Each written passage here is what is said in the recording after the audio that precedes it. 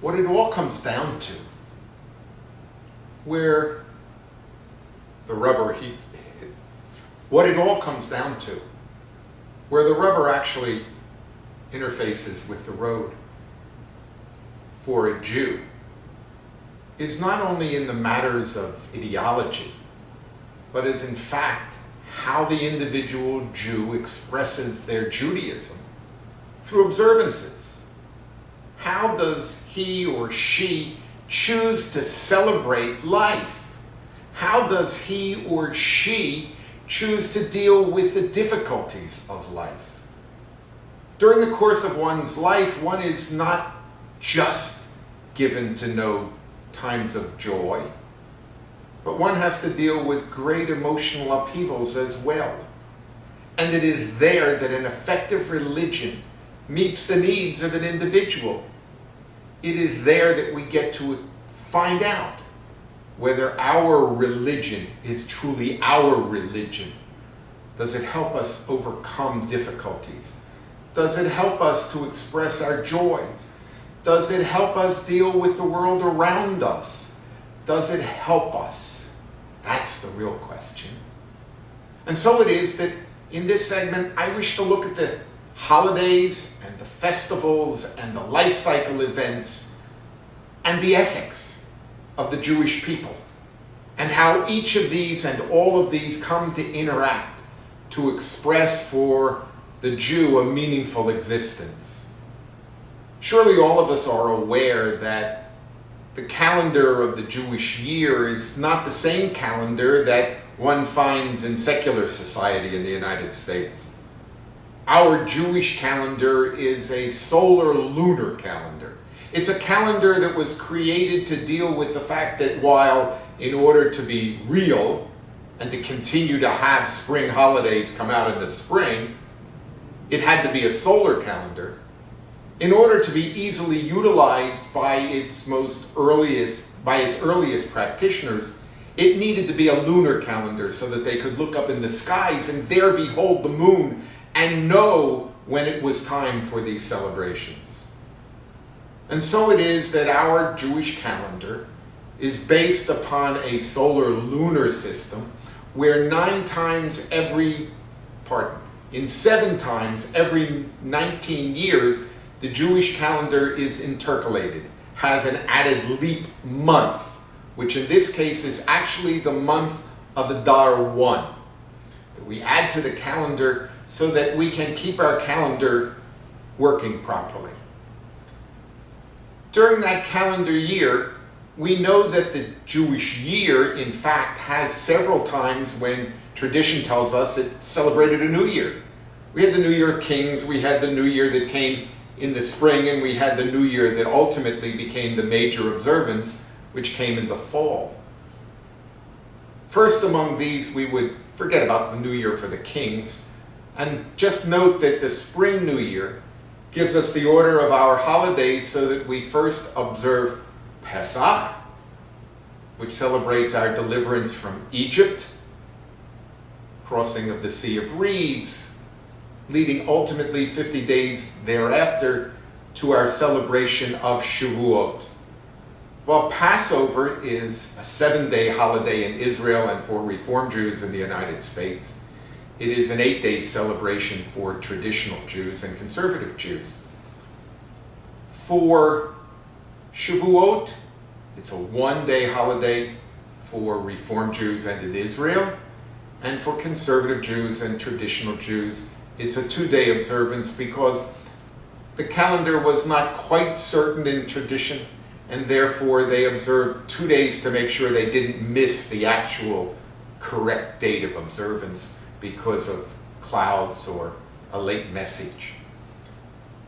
So those 2 holidays observe the Exodus from Egypt, the key event in Jewish life, to the coming of Mount Sinai, to the coming to Mount Sinai, where actually we receive the law and identify with Adonai as our God. 50 days, 51 days, wherein we celebrate this magic moment in the life of our people and renew the myth of our people each year.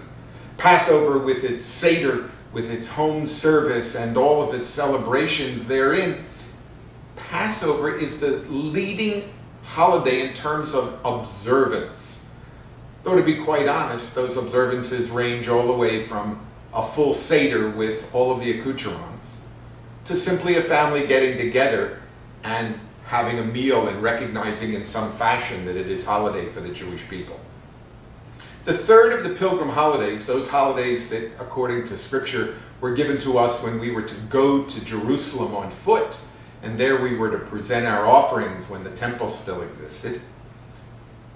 Passover, Shavuot, and then in the fall, the holiday of Sukkot. Sukkot, the harvest holiday. The holiday when most likely farmers were going to be able to get to Jerusalem, for their harvest would have been completed. Sukkot, when we build booths and there dwell and there invite strangers into our booth to celebrate with us. And we acknowledge with the ushpiksin, the idea of strangers from our history, those people who celebrate the values that we hold dear. We'll come back to those ethics a little bit later. Passover, Shavuot, Sukkot, the three pilgrim holidays.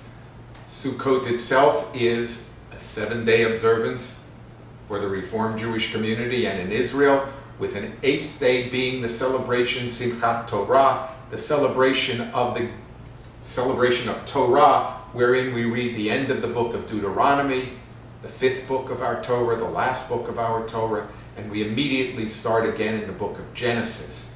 And it becomes a major celebration with joy, and in today's congregations, it's a time when people bring in bands, congregations bring in bands and open up the full Torah for the congregation to behold. Conservative and traditional Jews observe it for Sukkot for 8 days, with the 9th day being their observance of Simchat Torah.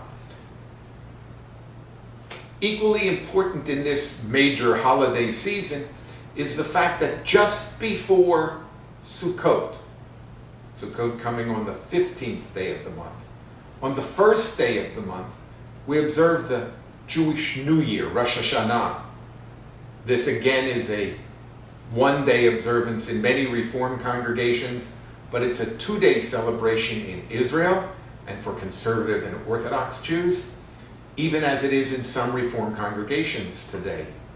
It being the beginning of our holiest time of the year in the sense that the 10-day period from Rosh Hashanah to Yom Kippur are known as the Yomim HaNoraim, the days of awe, the time when we get ourselves straight with God and with our world, first confessing to those whom we may have offended and asking for their forgiveness, and then on Yom Kippur, 10 days after Rosh Hashanah, going to the synagogue and spending a day in penitence, a 24-hour period wherein traditional Jews and most other Jews do not eat, in which they are at synagogue for most of the day, beginning in the evening, for all Jewish holidays begin in the evening, beginning in the evening and running through to the next day with time out for sleeping.